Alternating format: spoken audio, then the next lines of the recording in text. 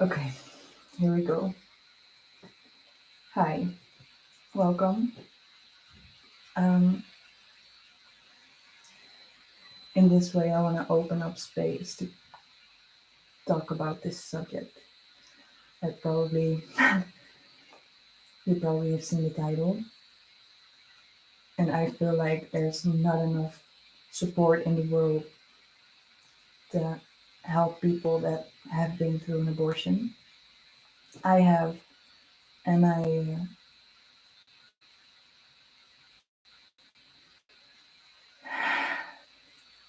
just realizing how much it impacted me, even years after. I knew beforehand that it was gonna do that, but like it was always gonna be something that I was gonna carry with me. I knew that, but I didn't know how dormant it was, if you know what I mean.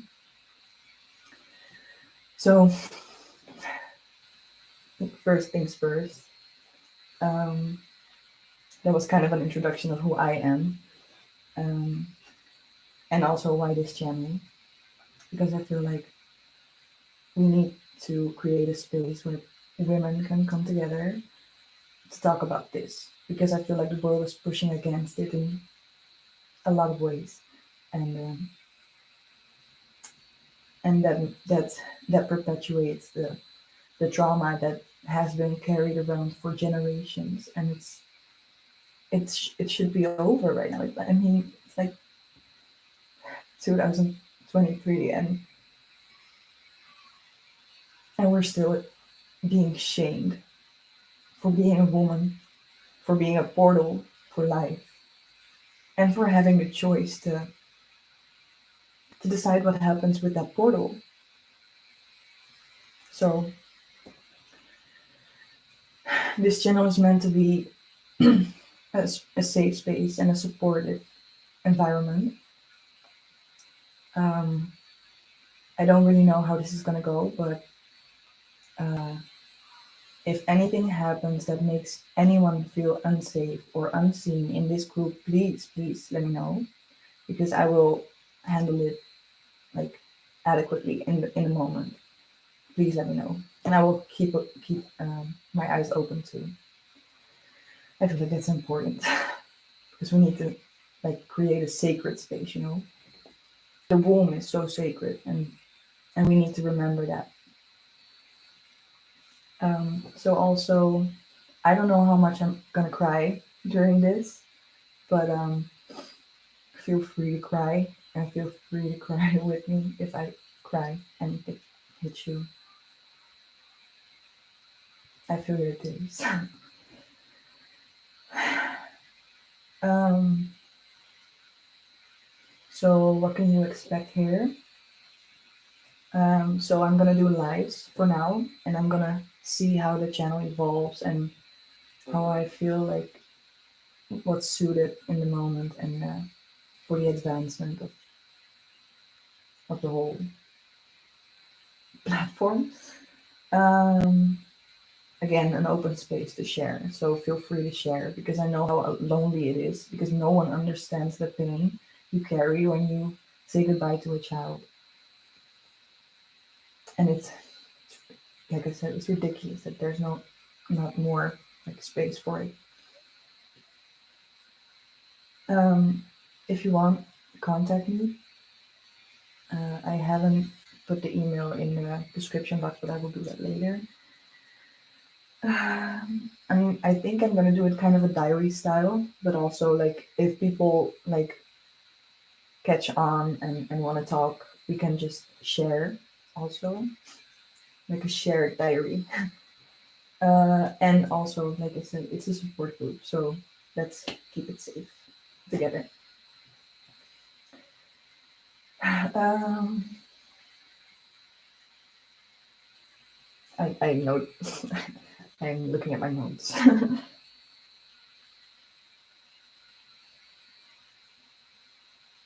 Also, um, like it's gonna be raw and honest over here. If that triggers you, please log off, because I don't want to trigger you.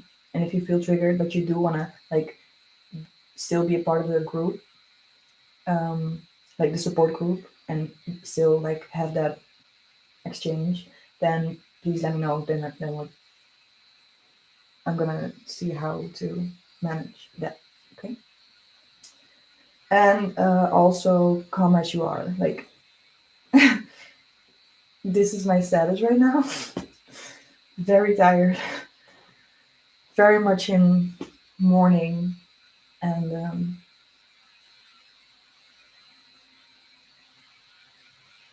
having been quiet for way too long.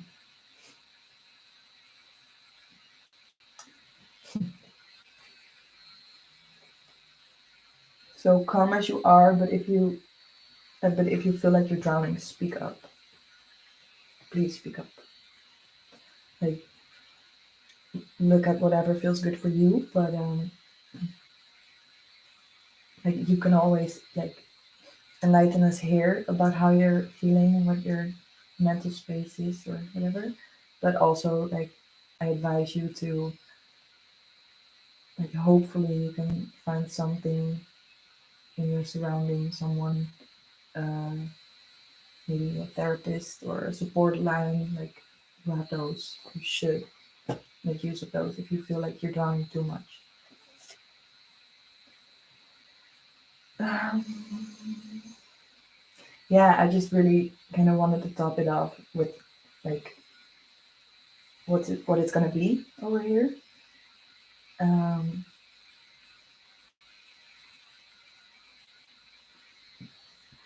I'm just gonna talk for a bit now, I think. Um, so to like open up the space, I feel like raw honesty and vulnerability is kind of a necessity for that. So here we go. I've had an abortion for over 6 years now, and it was a lot in that period of time. Um, I was almost 2 months pregnant, and from the start, I knew like I would have been helped by my parents, and like people would help out, but I was gonna be an uneducated mom, and I am not like blaming or shaming anyone for being an uneducated person. I just felt like I had some growing to do before I could be the mom that I needed to be for my children. And I couldn't I couldn't bear the thought of like seeing my children suffer because of me being uneducated and not being able to provide for them the way I knew I could. Um, and that just way heavier than like the pain of carrying of not carrying out your child and seeing it grow and holding it against your heart, you know.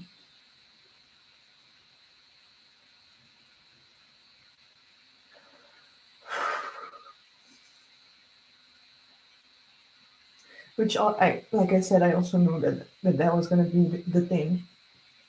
It was gonna be a forever pain, if you know what I mean. But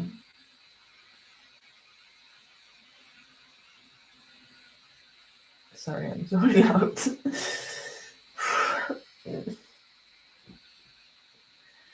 um, but I knew that like the pain of seeing him grow and then seeing him suffer by it. While I knew that I had the option to prevent that suffering, it was the only thing I could do, like from a mom perspective. And maybe that sounds crazy. And if you don't agree, I can imagine. I can imagine. Please try to see my side too. Because I grew up with a lot of trauma, so I had a lot of trauma to work through. And this was kind of the last thing. Not the last thing, but a really big thing that was really a blockage in my life, because it was I shut off, like completely shut off when I was there, like in that period of time, but mostly the day that I, like, it was 2 months of like weighing weighing it, and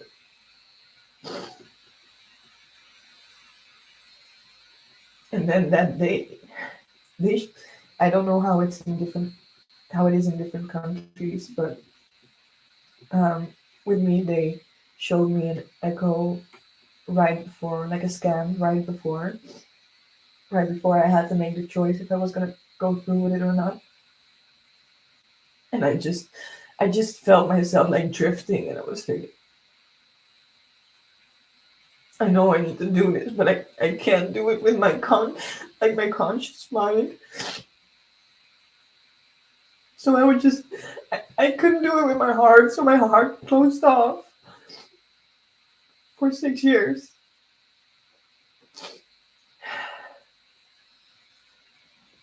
Like I knew the pain of being heartbroken, because I had a really heavy relationship right before I got pregnant, and I just got out of that. So it was really like a shock that I was even pregnant. So I knew heartbreak, like, and toxic relationships, but nothing weighs up to the heartbreak of letting go of my baby.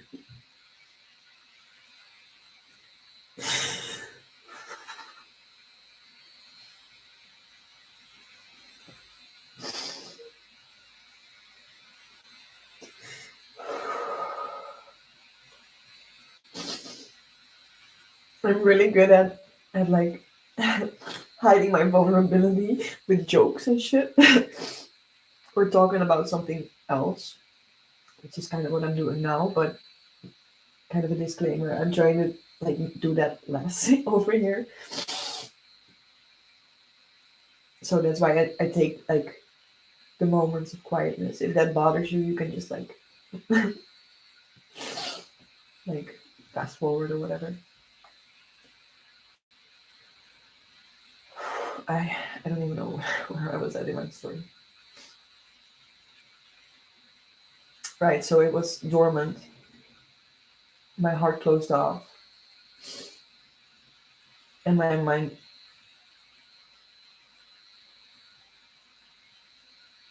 Now I realize I had a postnatal depression, which is like not very much spoken about, but it's not uncommon to have a postnatal depression after a miscarriage or an abortion.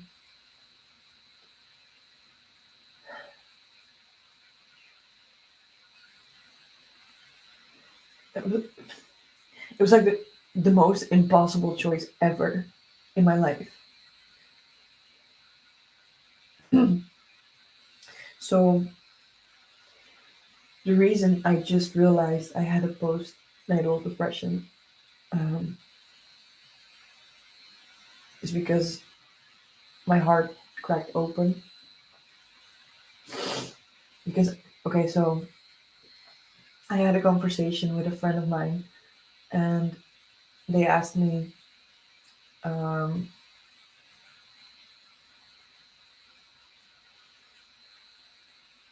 well, I was recording a podcast in Dutch. I'm Dutch. Um, and they asked me some questions about being a woman and whatever. And I was just like, it came up, and I was talking about it. And then, um, I just realized like something in my mind just clicked. Like I, I was on the brink when I, the moment I shut off there in the clinic, the moment of making a choice, like that's when I started shifting towards a psychosis, which is also part of postnatal depression. Um, and as a protection mechanism, my mind made up a story so that I could be here where I am right now. The story that my mind told itself was that um,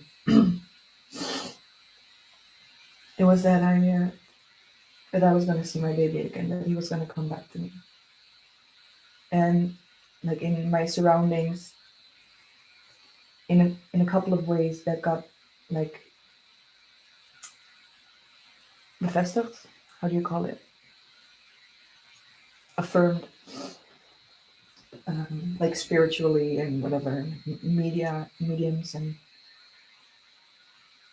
so that kind of fed into it. But it was okay because I needed to hear it like that in that time.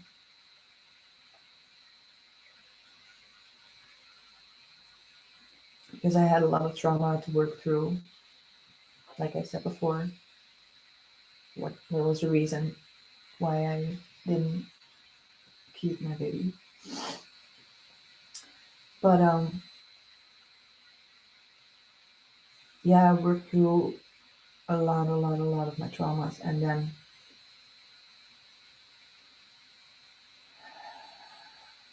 then this conversation with my study, my friend during the podcast, like all of a sudden it just all clicked, and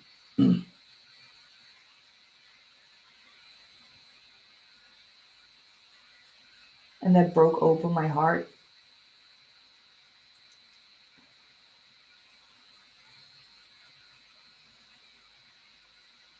It broke the illusion, the the illusion, delusional kind of reality that I created, because it was literally like breaking my reality because I was living in a lie that I told myself to survive, kind of.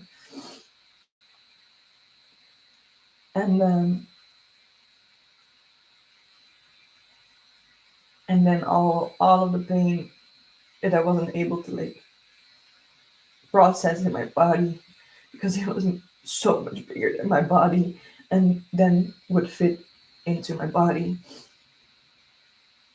It all came rushing back, and that's now like I think 2 weeks ago or something. Yeah, almost like tomorrow, 2 weeks I think.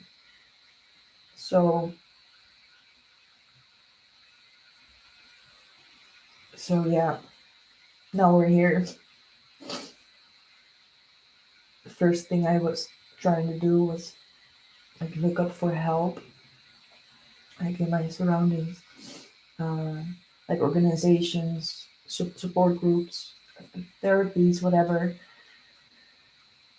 And you have a few things here in Holland, but like it's still so scarce. I think like there's not a lot of it, and most of it is then more pointed towards like, depression things or whatever. So depression and like I didn't find a lot about um, postnatal depression uh, treatment.